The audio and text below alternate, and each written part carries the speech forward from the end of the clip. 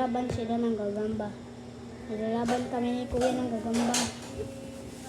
Aking tigrihan. Tapos,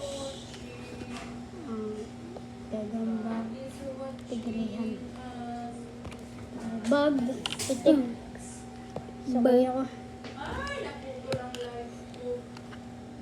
Okay yan. Babalik ni Kuya yung gagamba.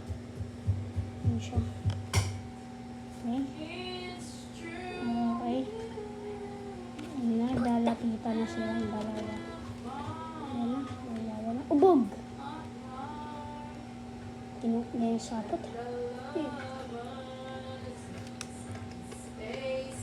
Kaki!